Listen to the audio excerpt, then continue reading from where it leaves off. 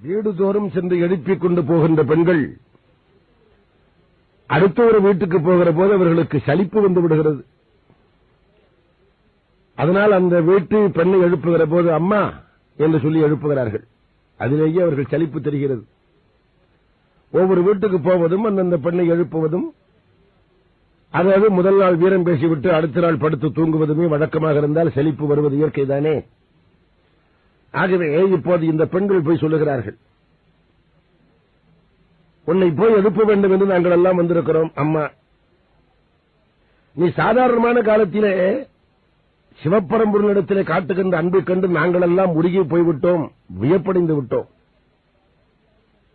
தேவர்களாலும் அறியப்படாதவன், ஒப்பற்ற தன்மை உடையவன், பெருமை படைத்தவன் என்றவன் பெயர்களை கேட்கின்ற போதோ, இல்லாவிட்டால் சிவப்பரம்பொருளின் சின்னங்களை கேட்கின்ற போதோ சிவன் என்றே வாய் திறக்கக்கூடியவள் தான் நீ. யாராவது தென்னா என்று சொல்லிவிட்டால் போதும், அது சிவப்பரம்பொருளினுடைய பெயராயிற்று என்று நெருப்பிலே சேர்ந்த மெழுகு போலே உருகி போய் விடுவாய்.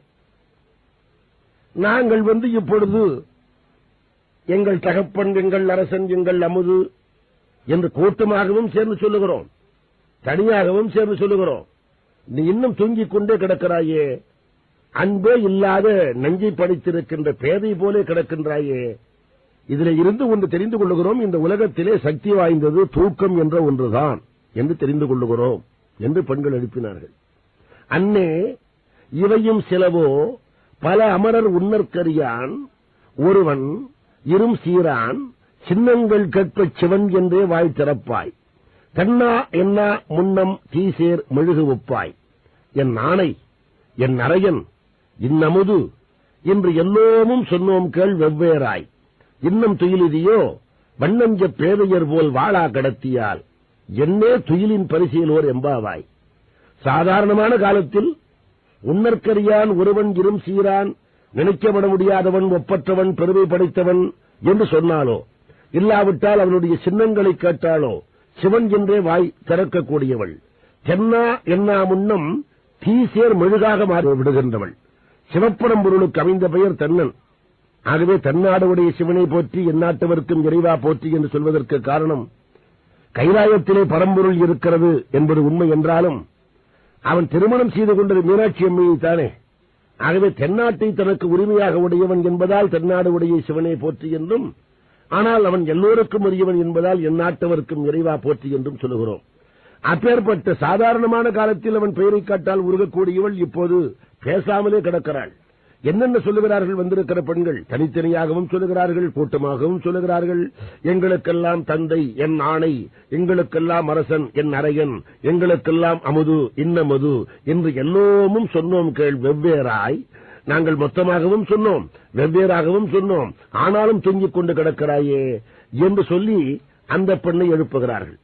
அடுத்தபடியாக பொழுது விடிந்து விட்டது. பொழுது விடிந்தும் தூங்கிக் கொண்டிருக்கிற பெண்ணை எழுப்புகின்ற பொழுது கோபம் வருவது இயற்கைதானே. இவர்கள் போய் பொழுது விடிந்து விட்டதை சொல்லுகிறார்கள். கோழி சிலம்பச் சிலம்பும் குறுகு எங்கும், ஏழில் இயம்ப இயம்பும் வெண்சங்கு எங்கும், கேழில் பரம் சோதி, கேழில் பரங்கருணை, கேழில் விழுப்பொருள்கள் பாடினோம் கேட்டிலையோ வாழி, இதென்ன உறக்கமோ வாய்த்தரவாய். ஆழியான் அன்புடைமை ஆமாறும் இவ்வாறோ, ஊழி முதல்வனாய் நின்ற ஒருவனை ஏழை பங்காளனையே பாடேலோர் எம்பாவாய் என்று சொல்லி பொழுது விடிந்து விட்டதை சுட்டிக்காட்டி எழுப்புகிறார்கள். கோழி சிலம்ப எங்கும் குறுகு சிலம்பும். காலை நேரமானதால் கோழி சிலம்பி காட்டுகிறது பொழுது விடிந்து விட்டதை. இங்கே கோழி என்று சொல்வது சேவலை குறித்தது. சிலம்புதல் என்றால் கூவுதல். பறவைகளுக்குள் சேவல் வைகரை பொழுதினை முன்னர் அறிகின்ற இயல்பு பற்றி அதை முன்வைத்து பாடினார்.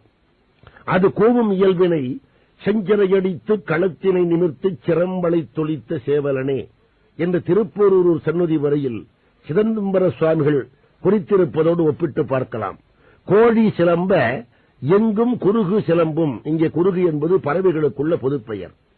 காலை நேரத்திலே கோயில்களில் வழிபாடு தொடங்கிவிட்டதால் எல்லோரும் அங்கே காலை நேரத்து வழிபாட்டிலே நாதசுரம் வாசிக்கிறார்கள். நாதசுரம் என்று வழக்கத்தில் சொல்லிக் கொண்டிருக்கிற வடமொழி சொல்லுக்கு சரியான தமிழ் சொல் ஏழில் என்பது. மாணிக்க வாசகர் தான் அதை கையாண்டு காட்டுகிறார். ஏழில் இயம்ப இயம்பும் வெண்சங்கு எங்கும். நாதஸ்வரம் வாசிக்கின்ற காலத்திலேயே வெண்சங்குகளும் கோயிலில் ஊதப்படுகின்றன. அப்பேற்பட்ட இறைவனை என்ன சொல்லி பாடுகிறார்கள்?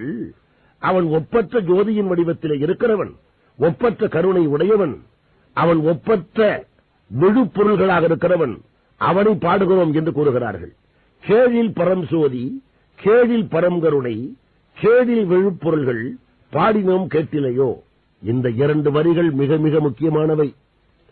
கேழில் பரம் சோதி, கேழில் பரங்கருணை, கேழில் விழுப்பொருள்கள் பாடினோம் கேட்டிலையோ என்பது எம் மாணிக்க வாசகருடைய கேழில் பரம் ஜோதி, கேழில் பரங்கருணை என்ற இந்த 2 வரிகளைத்தான் வள்ளல் பெருமான் அருட்பெரும் ஜோதி தனிப்பெரும் கருணை என்று எடுத்துக்கொண்டார். இறைவன் என்று சொன்னால் அவனுக்கு பண்பு என்ற ஒன்றும் பயன் என்ற ஒன்றும் உண்டு. எல்லா பொருளுக்குமே பண்பு என்ற ஒன்றும் பயன் என்ற ஒன்றும் உண்டு. இறைவனுக்கு பண்பு என்ன? ஜோதி வடிவத்தில் இருப்பது. பயன் என்ன? நமக்கு கருணை வழங்குவது. அதை மாணிக்கவாசகர் சொல்லுகிற போது கேழில் பரம் சோதி, கேழில் பரம் கருணை என்று குறிப்பிட்டார். இந்த கேழில் பரம் சோதி என்பதைத்தான் அருட்பெரும் சோதி என்றும், கேழில் பரம் கருணை என்பதைத்தான் தனிப்பெரும் கருணை என்றும் வள்ளல் பெருமான் தன்னுடைய மகுடமாக மாற்றிக் கொண்டார். ஆகவே அருட்பெரும் ஜோதி தனிப்பெரும் கருணை என்று இன்று நாம் கூறுகின்றோம் என்றால் அது மாணிக்கவாசகரிடத்தில் இருந்து வள்ளல் பெருமான் எடுத்தது. அதற்கு சான்று கேழில் பரம் சோதி, கேழில் பரம் கருணை என்கின்ற தொடர் மாணிக்கவாசகரிடத்தில் இருந்துதான் இது எடுக்கப்பட்டது என்பதை வள்ளல் பெருமானே குறிப்பிடுகின்றார். தான் மாணிக்கவாசகரை பாராட்டுகின்ற காலத்தில் இந்த வரியை கேழில் பரம் ஜோதி, கேழில் பரம் கருணை என்பதைத்தான் தான் அவ்வாறு எடுத்துக்கொண்டோம் என்பதை அவரே குறிப்பிடுகின்றார். வரு மொழி செய் மாணிக்க வாசக, என் வாசகத்தில் ஒரு மொழி என்னையும் என் உடையனையும் ஒன்றுவித்து தருமொழி என்ற வரிகள் மூலமாக கேழில் பரம் சோதி, கேழில் பரம் கருணை என்பது அருட்பெரும் சோதி தனிப்பெரும் கருணை என்று பாடப்பெற்றது என்று அறியலாம்.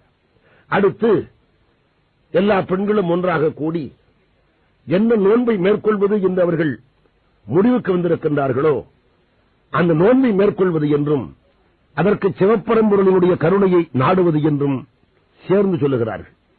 முன்னை பழம்பொருட்கும் முன்னை பழம்பொருளே, பெண்ணை புதுமைக்கும் பெயர்த்தும் அப்பெற்றியனே, உன்னை பிரானாகப் பெற்ற உன் சீரடியோம், உன் அடியார் தாழ்படிவோம், ஆங்கவர்க்கே பாங்காவோம், அன்னவரே எம் கணவராவார், அவர் உகந்து சொன்ன பரிசே தொழும்பாய் பணி செய்வோம், இன்ன வகையே எமக்கு எங்கோ நல்குதியேல், என்ன குறையும் இலோம் ஏலோர் எம்பாவாய்.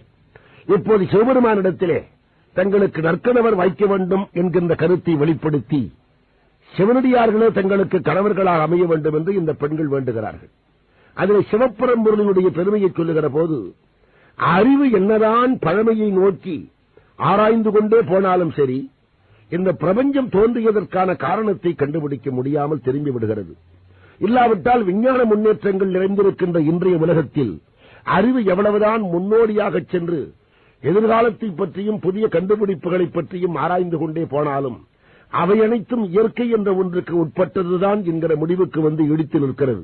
ஆகவே முன்னை பழம்பொருட்கும் முன்னை பழம்பொருளே, பின்னை புதுமைக்கும் பெயர்த்தும் அப்பெற்றியினை என்று பழமைக்கும் புதுமைக்கும் அவனே பரிபூரண காரணனாக நிற்கிறான் என்கிற கருத்தை சொல்லிவிட்டு, உன்னை நாங்கள் பிரானாக பெற்றுவிட்டோம், ஆனால் இனிமேல் பெற வேண்டியது உனக்கு செய்யக்கூடிய தொண்டுகளிலே தடையில்லாதபடிக்கு எங்களுக்கு கணவன்மார்கள் வாய்க்க வேண்டும் என்பதை, உன்னை பிரானாக பெற்ற உன் சீரடியோம், உன் அடியார் தாழ்பணிவோம், ஆங்கவர்க்கே பாங்காவோம், அன்னவரே எம் கணவர் ஆவார் என்று தங்களுக்கு தெய்வப்பற்று உள்ள கணவரை தர வேண்டும் என்று இந்த பெண்கள் பாடுகின்றார்கள்.